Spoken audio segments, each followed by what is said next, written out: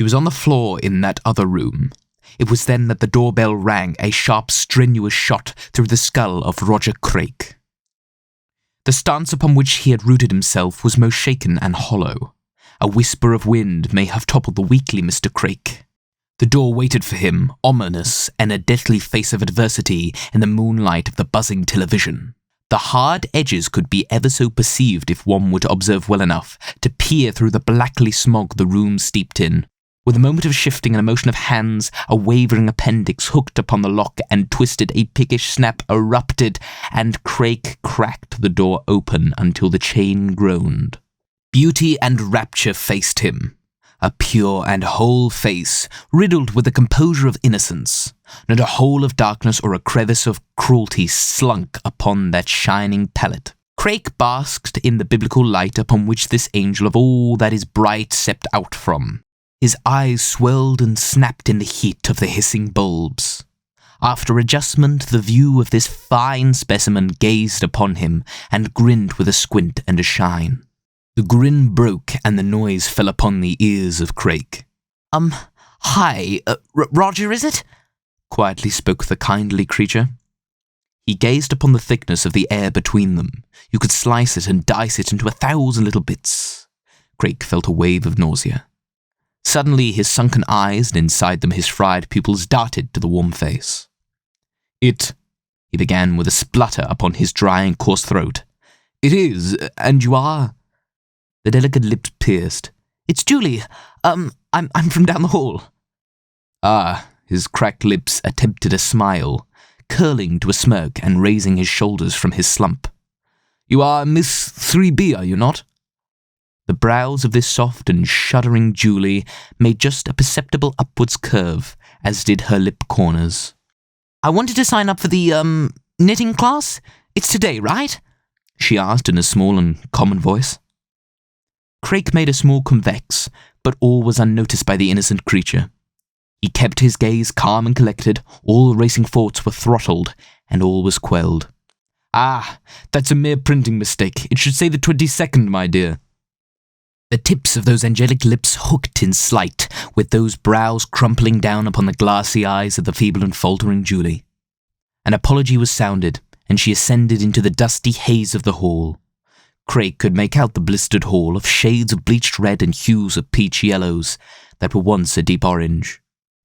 He rolled his gaze upon the hall, soaking in the nostalgic design of the wooden panelled walls and the singular and mottled auburn bench that reeked of nicotine and fluids.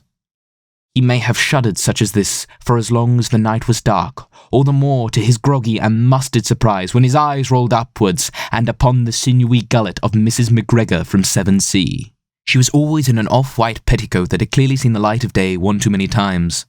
As he looked out to her, his eyes grinding at their sockets, he knew that her present formalities were anything but a greeting. It instead was the entire affair. "Oh, Roger, you're looking well," she squeaked in a gravel tone, after which batting her eyes with clouds of bluish powder beating from her lids like a beaten rug. Linda," he started, daring not to use the same reply as it felt rather disingenuous. I feel quite in contrast to how I look, I assure you." She turned her head slightly to one side, the heaving mass of pulled meat below her neck swinging too. "Perhaps I can help. Is, the knitting on? Is Marianne home?" "No!" Roger barked sharply, his body quivering. He looked back at Mrs. McGregor, who looked a little taken aback, but shortly before closing her eyes slightly and moving her head towards Crake's, though he pulled back and in doing so let himself back into the apartment. She walked on with a quick back-handed switch of the light and closed the door behind them, that sickening snap of the lock sinking the heart of Krake. He raised his palms to her and blurted, "I'll go make a tea." Stopping in her tracks, she looked away with a suddenly blanker expression and nodded as she began to work upon her petticoat buttons. 7C is directly a floor above Crake's apartment and was solely inhabited by Mrs. McGregor.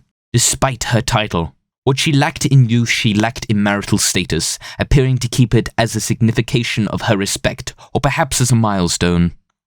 Her husband had been largely unknown to him, though he still knew the viral stories of his rigorous swinging that had infected the lips of every uninspired woman of the block. However, his relations with Mrs. McGregor had been vast and plentiful, much to the chagrin of Krake. Mrs. Krake had found a fine friendship within her. Unfortunately, McGregor had found more in her husband than a mere friendship. The faux marble countertops had received a thorough splattering of the steaming brew Krake had turbulently filled 2 cups with.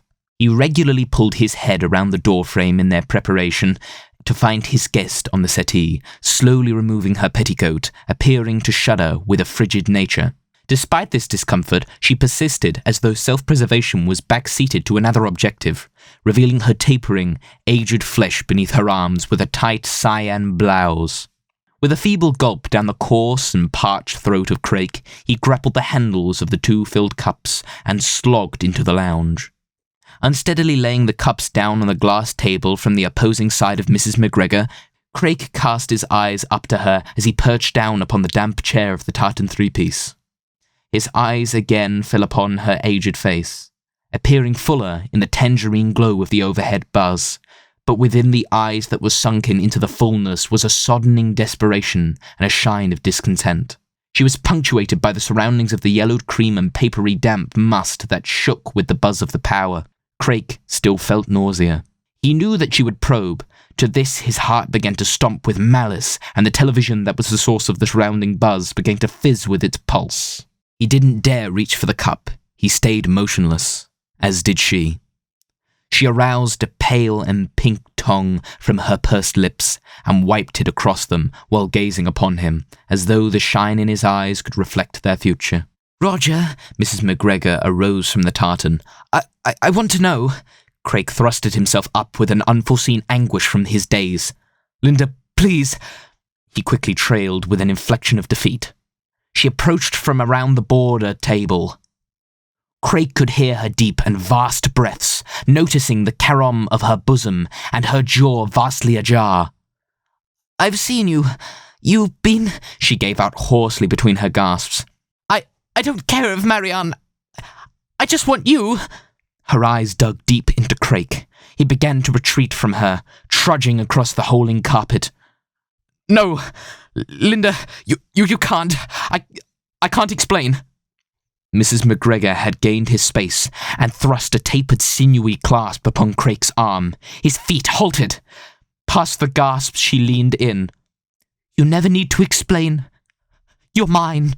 Within this unconsenting embrace, Krake, like a rodent in paws, was unmoving, except for his untaken hand.